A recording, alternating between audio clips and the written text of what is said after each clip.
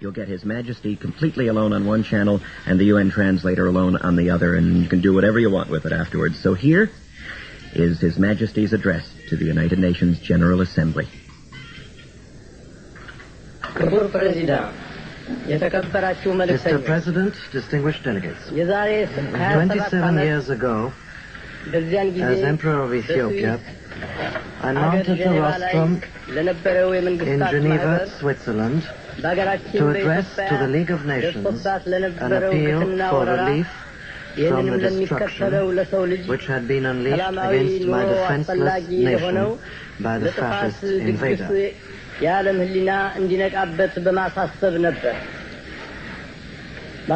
spoke then both to and for the conscience of the world. My words went unheeded, but history testifies to the accuracy of the warning that I gave in 1936. Today, I stand before the World Organization which has succeeded to the mantle discarded by its discredited predecessor. In this body is enshrined the principle of collective security, which is unsuccessfully invoked at Geneva. Here in this assembly reposes the best, perhaps the last hope for the peaceful survival of mankind. In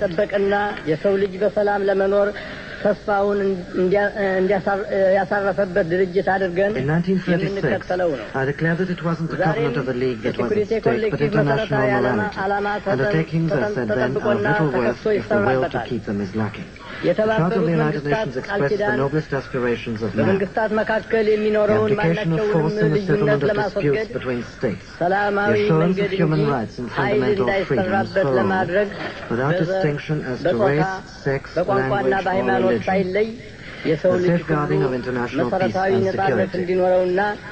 But these two, as were the phrases of the covenant, are only words. Their value depends wholly on our will to observe and honor them and give them content and meaning. The preservation of peace and the guaranteeing of man's basic freedoms and rights require courage and eternal vigilance. Courage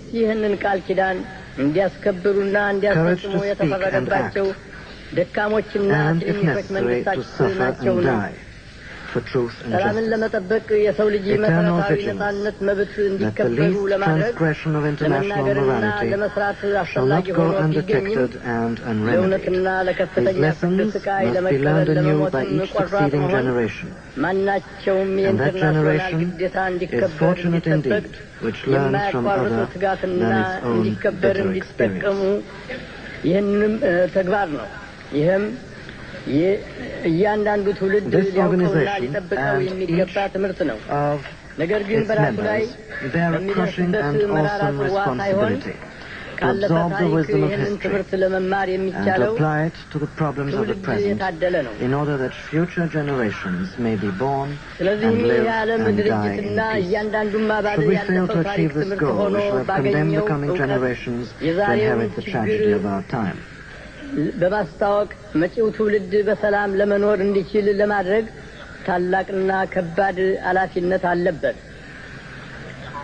ከውቀትና ከተነገረ በኋላ እንዳይሰራበት ቢስተናከል መጪው ትውልድ መከራ ውስጥ እንዲገባ እንደፈረድንበት ይቆጠራል።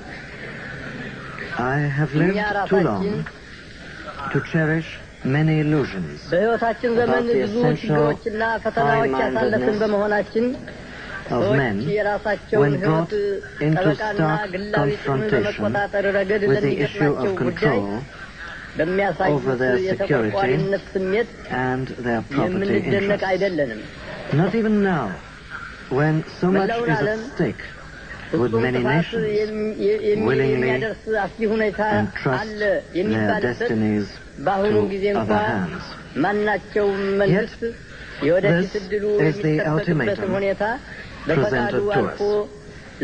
Secure the conditions whereby men will entrust their security to a larger entity, or risk ጸጥታችንና ሰላማዊ ኑሯችን persuade men በዚህ ታላቅ that their ድርጅት salvation ሊጠበቅልን የሚችልበትን ሁኔታ with the ማስገኘትና subordination ለመላው ዓለም of የሰው ልጅ national ደህንነት and local interests ሲባል to the ለግልና interests ለብሔራዊ of ጥቅም ብቻ mankind መገዛትን ማስወገድ ነው። or endanger man's ይህን future. ግብ These ሲደርስበት are the ድረስ ፍጹም objectives, ሰላም የማያገኝና yesterday የሰው ልጅም unattainable, የወደፊት ኑሮ አስጊ today በሆነ essential, ሁኔታ ላይ which ያለ መሆኑን we must መረዳት labor to አለብን። achieve.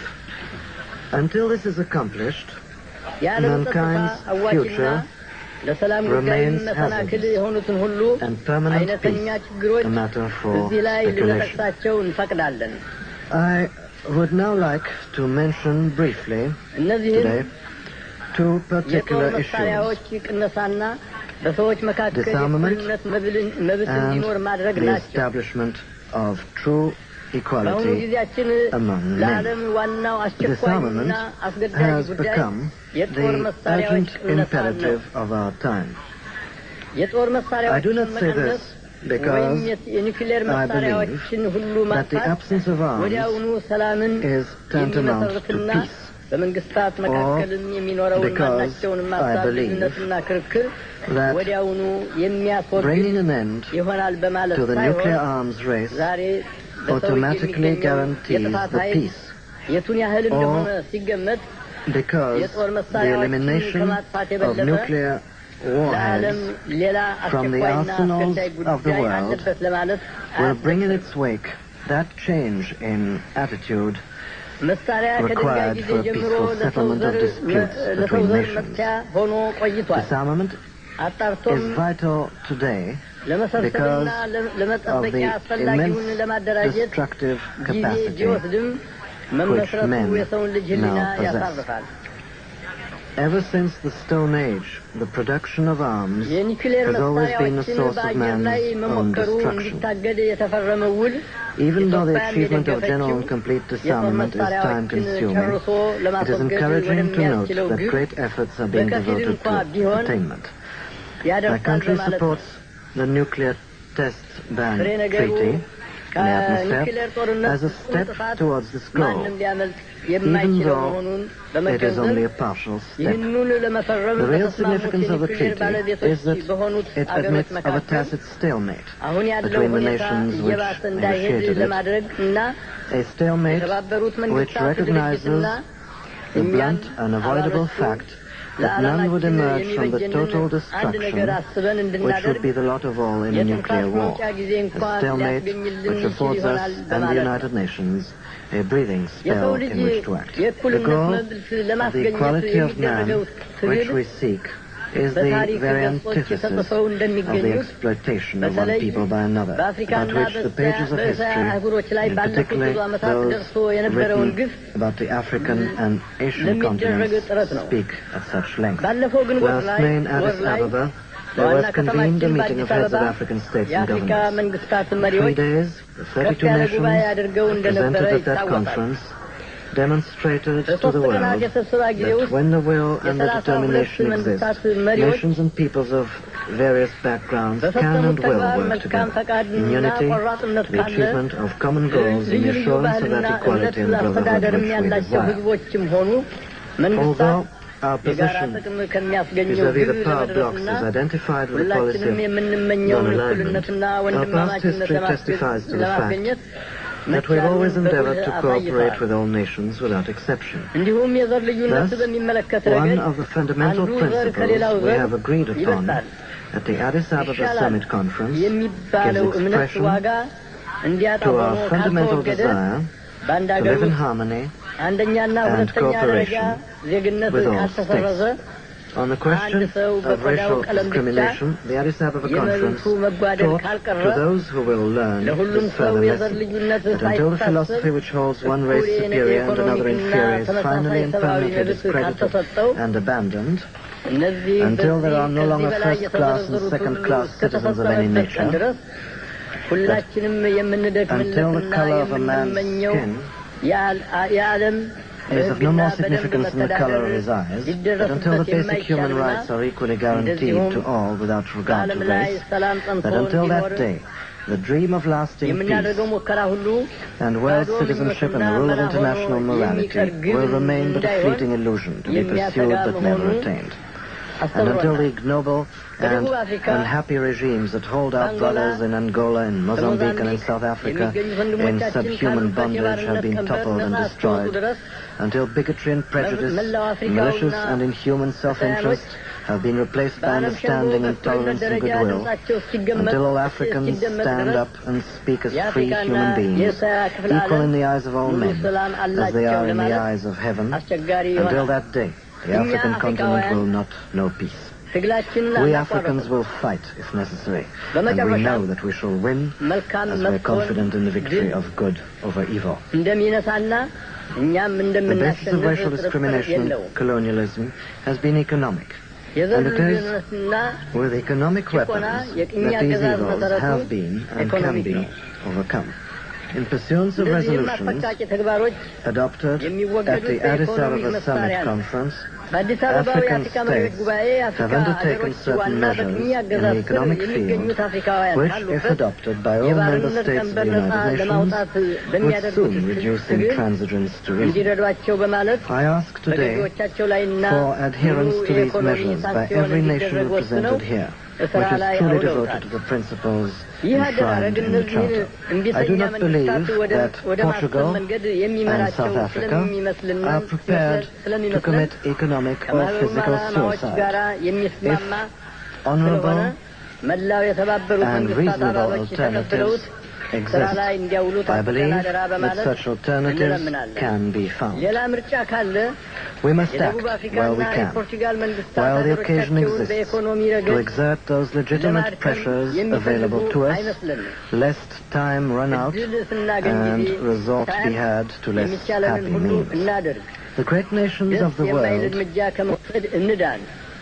would do well to remember that in the modern age, even their own fate is not wholly in their hands. Peace requires the united efforts of us all. Who can foresee what spark might ignite the fuse? The stakes are identical for all of us. Life or death. We all wish to live. We all seek a world in which men are freed of the burdens of ignorance, poverty, hunger, and disease.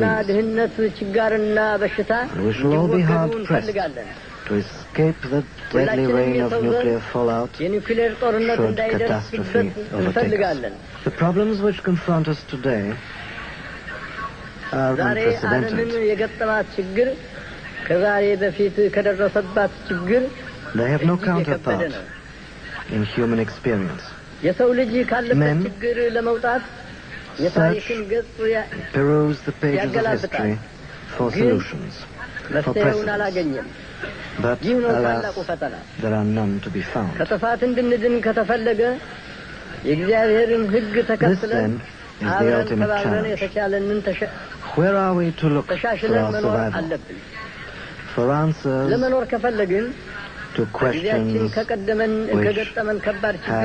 never been asked before. We must look first to the Almighty God, who has raised man above the animals and endowed him with intelligence and reason. We must put our faith in him, that he will not desert us or permit us to destroy mankind which he created in his image. And we must look to ourselves, into the depths of our souls. We must become something we've never been, and for which our education and experience and environment have ill prepared us. We must become bigger than we have ever been, more courageous, greater in spirit, ampler in outlook. We must become members of a new race, overcoming petty prejudice, owing our ultimate allegiance not to nations, but to our fellow men within the human community. The voice of His Imperial Majesty speaking in October of 1963 to the United Nations General Assembly in New York. Sensemedia.net